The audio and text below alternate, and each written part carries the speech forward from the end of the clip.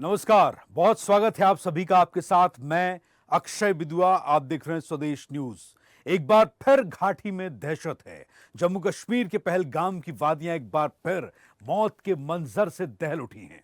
यहां पर आतंकियों ने एक बार फिर कहर बरपाया है। दिल दहला देने वाली आतंकी कायराना करतूत से न सिर्फ जन्नत में बल्कि पूरे देश में गुस्सा है। जम्मू कश्मीर के पहलगाम में मंगलवार को आतंकियों ने मिनी स्विट्जरलैंड कहे जाने वाले वेस्टर्न घाटी में मौत का खूनी खेल खेला। यहां दहशतगर्दों ने करीब 28 बेगुनाहों को मौत की नींद सुला दिया।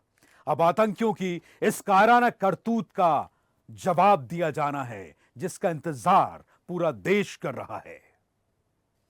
ये तस्वीरें, ये वीडियो आप देखिए और आप सुनिए। आपके खून में उबाल आएगा ये सुनकर कि वो मंजर क्या रहा होगा। जो पीड़ित लोग बचे हैं वो अपने मुंह से बयान कर रहे हैं। उस स्थिति का अंदाजा लगाइए। पहलगाम के गुनहगारों का अंजाम क्या होगा, यह तय करना बेहद जरूरी है। ये तस्वीरें आप देख रहे हैं, ये घटनास्थल का विजुअल है और इसमें कुछ आवाज भी होगी जो हम आपको सुनाएंगे।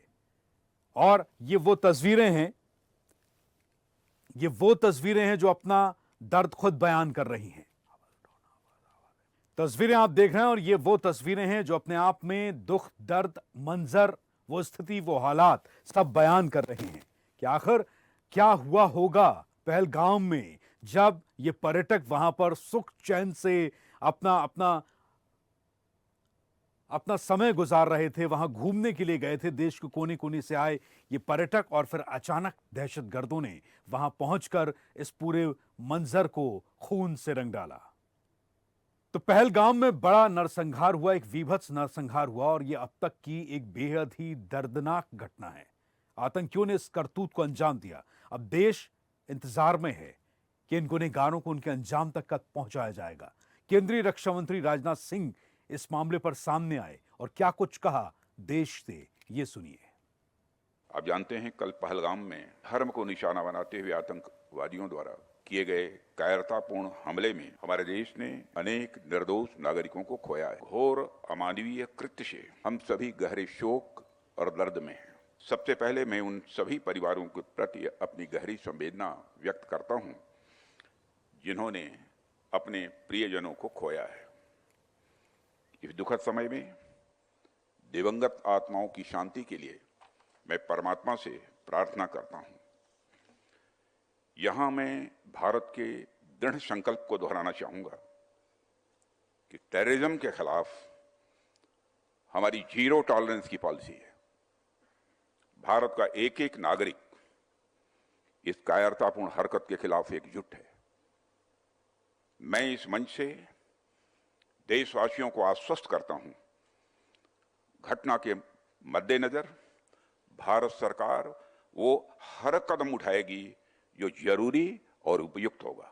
और हम सिर्फ उन लोगों तक नहीं पहुंचेंगे जिन्होंने इस घटना को अंजाम दिया है, हम उन तक भी पहुंचेंगे जिन्होंने पर्दे के पीछे बैठकर हिंदुस्तान की सरजमी पर ऐसी नापाक हरकतों की साजिशें रची हैं। भारत एक इतनी पुरानी सभ्यता और इतना बड़ा देश है जिसको ऐसे किसी भी आतंकी गतिविधियों से किसी भी सूरत में डराया नहीं जा सकता।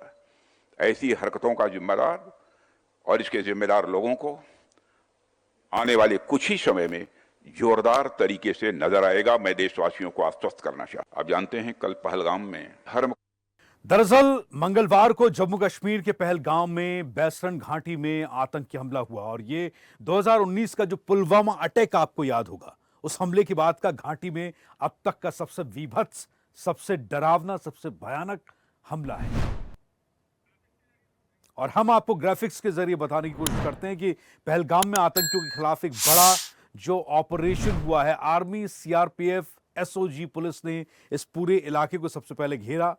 6 आतंकियों ने इस पूरे हमले को अंजाम दिया। इसके बाद टीआरएफ कमांडर सैफुल्ला, हमले का जो मास्टरमाइंड है, उसने हमले की जिम्मेदारी ली। शहर से करीब 7 किलोमीटर दूर ये आतंकी हमला अंजाम दिया गया हुआ। पहले पर्यटक स्थल, होटल्स की रैकी की इन आतंकियों ने बैकअप पहुंचाने का समय का अंदाजा उन्होंने लगाया कि बैकअप अगर मदद मांगी जाती है तो कितने समय में पहुंच जाएगी। मोबाइल नेटवर्क पर आतंकियों की बराबर नजर थी कि अगर पर्यटक वहां से मोबाइल करेंगे, फोन करेंगे तो उन्हें कौन कब तक रिस्पॉन्स करेगा। मोबाइल नेटवर्क पर लगातार वो नजर बनाए हुए थे, सब कुछ अंदाजा लगा चुके थे।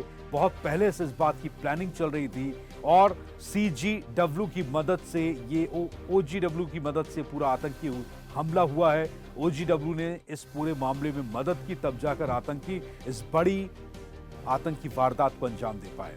TRF का है हिट एंड रन का मॉड्यूल, यानी कि जो आतंकी संगठन है लश्कर-ए-तैयबा, उसने जब इस पूरे मामले के हमले की जिम्मेदारी ली तो इस मामले में जब TRF का जो हिट एंड रन मॉड्यूल अपनाया गया, आतंकियों ने अपनाया, आप जाइए, हमला कीजिए और आप वहां से गायब हो जाइए। टेरर अटैक पर शाह का अब रिएक्शन भी आ गया है। केंद्रीय गृह मंत्री अमित शाह कह चुके हैं कि आतंकी हमले के दोषी बख्शे नहीं जाएंगे और यही इंतजार पूरा देश इस वक्त कर रहा है कि जो वीभत्स नरसंहार घाटी में हुआ है, उस हमले का, उस नरसंहार का सरकार बदला ले। और ये हम भी कह रहे हैं कि घाटी में हुआ नरसंहार, पुलवामा में अटैक के बाद में अब ये पहलगाम का एक बड़ा आतंकी हमला और इसमें सबक सिखाया जाना बेहद जरूरी है। द रेजिडेंट फ्रंट ने इसकी जिम्मेदारी ली, हमले की जिम्मेदारी ली है। पाकिस्तान में बैठा हमले का मास्टरमाइंड सैफुल्लाह जो ये कह चुका है कि हमला उसने कराया। पाक सेना प्रमुख ने हालिया बयान जो दिया था उसमें उन्होंने कहा कि हमने इस हमले से हमारे कोई तार नहीं जुड़े हैं। सेना प्रमुख ने हालिया जो बयान दिया था उससे भी इस घटना को जोड़कर देखा जा रहा है। इसके अलावा पाक सेना प्रमुख ने कुछ ही दिन पहले वहां की एक असेंबली में बहुत सारी ऐसी बातें कही थी जिसमें उन्होंने कहा था कि हिंदुस्तान पाकिस्तान से टोटली डिफरेंट है, बिल्कुल अलग है, दो अलग मुल्क हैं, दो अलग देश हैं, बाशिंदे अलग हैं, पहनावा अलग है, रंग रूप अलग है, सोच विचारधारा अलग है, धर्म अलग है, सब कुछ अलग है। उससे जोड़कर भी इस हमले को देखा जा रहा है। मृतकों के परिजनों को अब जो इनके सरकार की तरफ से, जम्मू कश्मीर सरकार की तरफ से 10-10 लाख रुपए की मुआवजे का ऐलान किया गया है। घायलों को एक जो मदद दी गई है, घायलों को भी 1 से 2 लाख रुपए की सहायता दी गई है।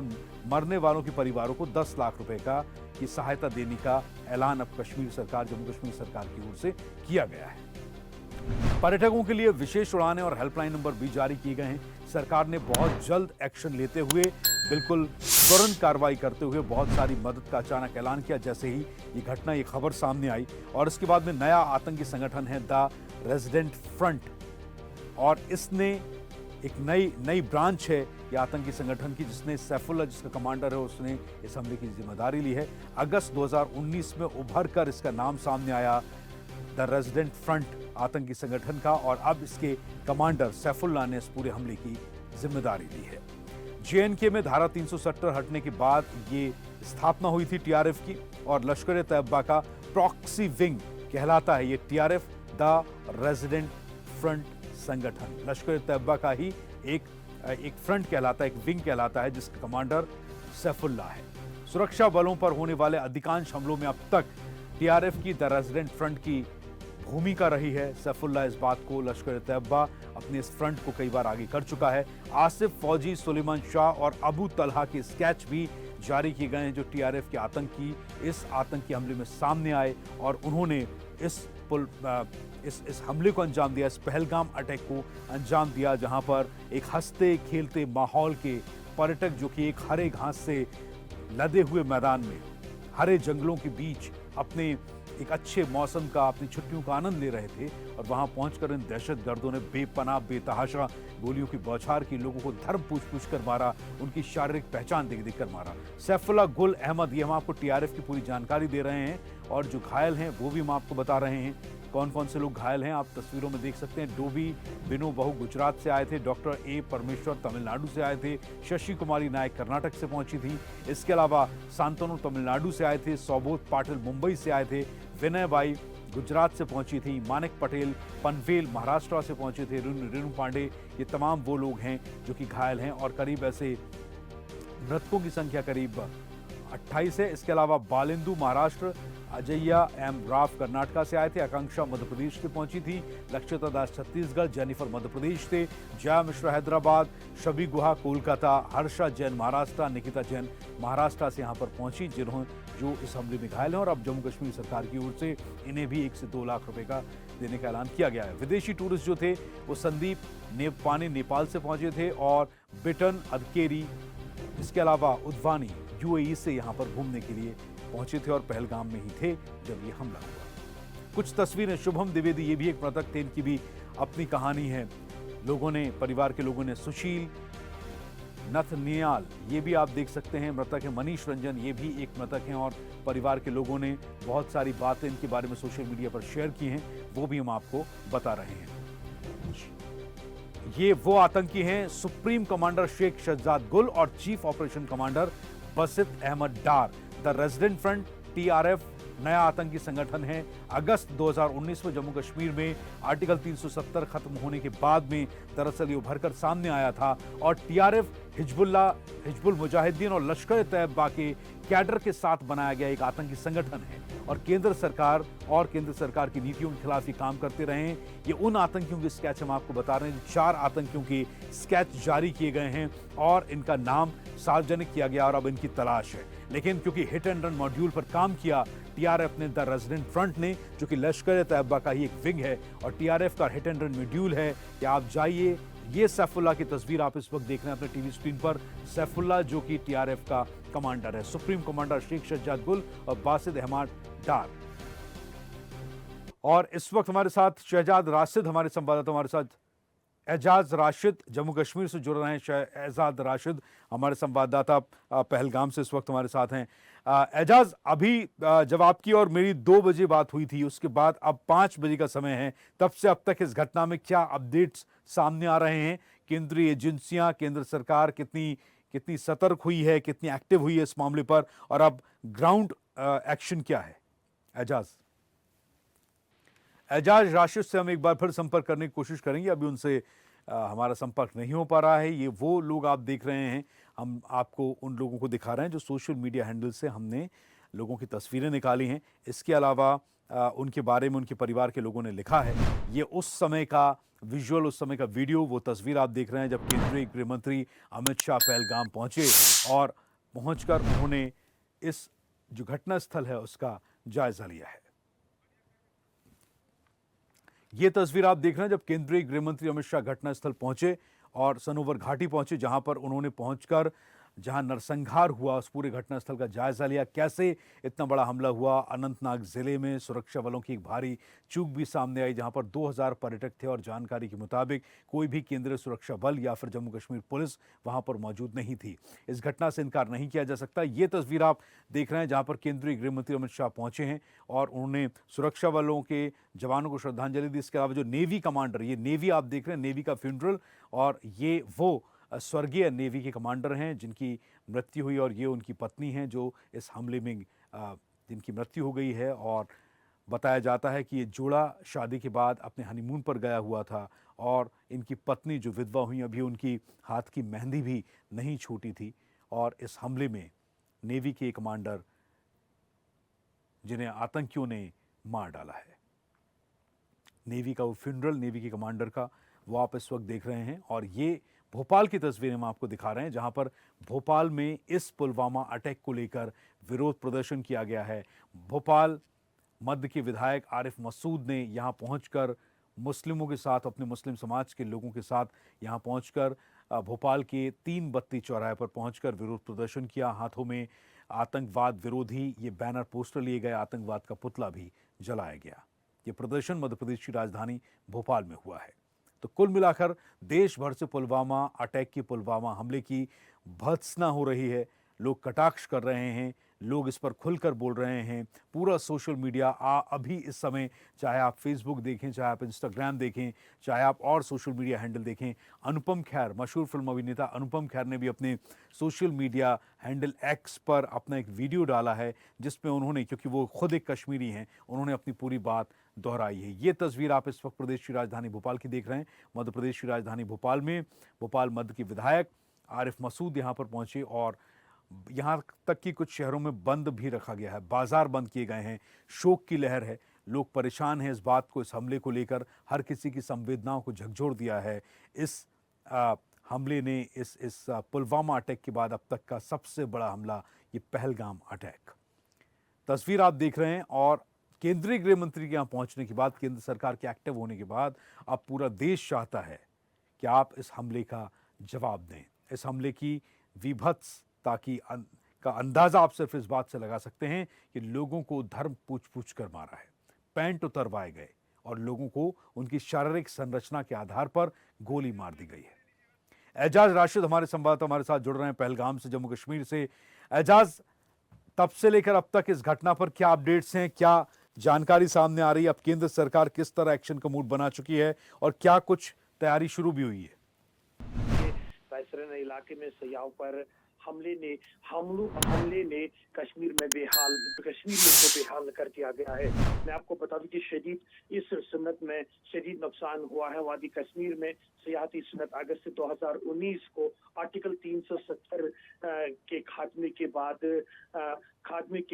इस वादी कश्मीर या जम्मू कश्मीर की अगर मैं बात करूंगा कि इसमें खुशी की लहर आई है। मैं आपको बता दूं कि 2019 में जो पुलवामा अटैक हुआ है वहां पे इसमें हमारी सोल्जर्स 40 के करीब सोल्जर्स मारे गए हैं। मैं आपको बता दूं कि 2019 के बाद आज 2025 में फिर से तब से वो सोल्जर्स पे अटैक हुआ है, आर्मी जवानों पे अटैक हुआ। आज तो ये टूरिस्टों पे अटैक हुआ है। बैसरन जो पहलगाम इलाका है, कल लगभग 3:30 बजे के आसपास मिलिटेंटों ने बैसरन इलाके जो पहलगाम से 5 किलोमीटर दूरी पे वाक़ा है, वहां पे मिलिटेंटों ने इन टूरिस्ट पे अंधाधुंध फायरिंग की। इस फायरिंग में 27 टूरिस्ट मारे गए हैं और 17 जख्मी हो चुके हैं। मैं आपको बता कि धारा 370 हटने के बाद वादी में जो घाटी की अगर बात करें, घाटी में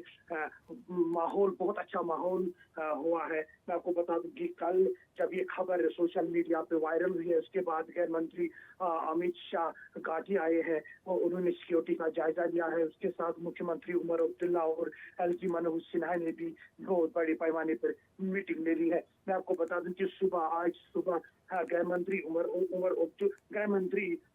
मंत्री अमित शाह और मुख्यमंत्री उमर अब्दुल्ला और एलजी मनोज सिन्हा ने इस इलाके का दौरा किया है, जिस इलाके में कल लगभग 3:30 बजे के आसपास इन 27 मासूमों की जान ले ली गई है। मैं आपको बता दूं एजाज, अभी इस समय कुछ बदलाव हुए हैं वहां पर? क्या इस हमले के बाद में पहलगाम में माहौल क्या है और एजेंसियों का एक्शन क्या है? बिल्कुल मैं आपको बता दूं कि सुबह मैंने आपसे बात की तो उस टाइम तो सिक्योरिटी की सख्त इंतजाम किए गए हैं। अभी मैं खुद पहलगाम अनंतनाग में मौजूद हूं। मैं खुद पहलगाम नहीं, यहाँ से पहलगाम अभी 10-12 किलोमीटर की दूरी पे वाक़ा है कि मैंने अभी सिक्योरिटी का जायजा लिया है। सिक्योरिटी वालों के साथ भी, मैंने पुलिस के साथ भी, लोकल पुलिस के साथ भी बात की। वहाँ पे सर्च ऑपरेशन जहाँ पे कल ये हत्या हुई है, जहाँ पे ये कल फायरिंग हुई है, उस एरिया को सिक्योरिटी फौज इन मिलिटेंट को ढूंढते मुझे लग रहा है कि जल्द से जल्द कामयाब हो जाएगी। ठीक है, लेकिन इसके अलावा हाई लेवल मीटिंग्स हो रही हैं। केंद्रीय गृह मंत्री अमित शाह आए थे। एजाज, क्या वो यहाँ विजिट करके यहाँ अपना मुआयना करके निकल चुके हैं दिल्ली वापस? नहीं, अभी वो घाटी में ही है। मुझे लग रहा है कि कुछ देर के बाद वो दिल्ली वापस निकलने वाले हैं। उसने हाई लेवल मीटिंग की, चाहे वो फौज से भी है या डीजी पुलिस प्रवीण साहब के साथ भी उसने हाई लेवल मीटिंग लिया। फौज के बड़े बड़े अफसर उनके साथ उसने मीटिंग ली, एलजी मनोज सिन्हा के साथ भी बड़े मीटिंग की। अभी खबर सामने नहीं आई है क्या मीटिंग ली क्या नहीं लिया, मगर हाई लेवल मीटिंग ली। अभी वो जा रहे हैं। मुझे लग रहा है कि कुछ देर के बाद वो दिल्ली वापस आने वाले हैं। जी ठीक है, बहुत शुक्रिया आपका एजाज रशीद। नजर आप बना रखिए, फिर आपसे हम जुड़ेंगे इस पूरे मामले पर अपडेट्स के लिए। तो तस्वीरें आप देख रहे हैं और जैसा एजाज बता रहे थे कि अभी हाई लेवल मीटिंग्स चल रही हैं और जल्द ही सरकार एक्शन में आने का पूरा मूड बना चुकी है। आइए अब हम आपको सुनाते हैं कि मशहूर अभिनेता अनुपम खेर, जो कि खुद कश्मीरी पंडित है, कश्मीर घाटी से आते हैं, उन्होंने कश्मीर फाइल फिल्म का जिक्र भी किया और ये भी कहा कि कश्मीर फाइल फिल्म जो है उसकी भले ही लोगों ने निंदा की हो, उसकी समीक्षा की हो, उस पर कटाक्ष की हो, लेकिन उस पर जो दिखाया गया वो सच है। आइए देखते हैं सोशल मीडिया हैंडल एक्स पर खुद अनुपम खेर का वीडियो। वो बता रहे हैं आपको कश्मीर के हालात और पहले से लेकर अब तक का पूरा इतिहास। पहलगाम में हिंदुओं के साथ नरसंहार हुआ है, जो 27 हिंदुओं को मारा गया है चुन चुन कर, उससे मन में दुख तो है ही, लेकिन क्रोध और गुस्से की इंतहा की कोई सीमा नहीं है।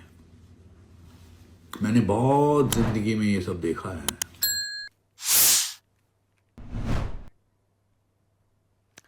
तो कश्मीर के पहलगाम में आतंकियों ने आतंकी वारदात से पूरे देश को हिलाकर रख दिया और अब इंतजार है और अब पूरा देश चाहता है कि बदला लो सरकार। इस बड़ी खबर पर अपडेट्स लेकर हम आपके सामने हाजिर होते रहेंगे। आप देखते रहिए स्वदेश, सबसे पहले देश। नमस्कार। और अपडेट्स के लिए लाइक, फॉलो, शेयर जरूर करें। साथ ही यूट्यूब पर बेल आइकन दबाना ना भूलें और विजिट करें हमारी वेबसाइट swedeshlive.com पर।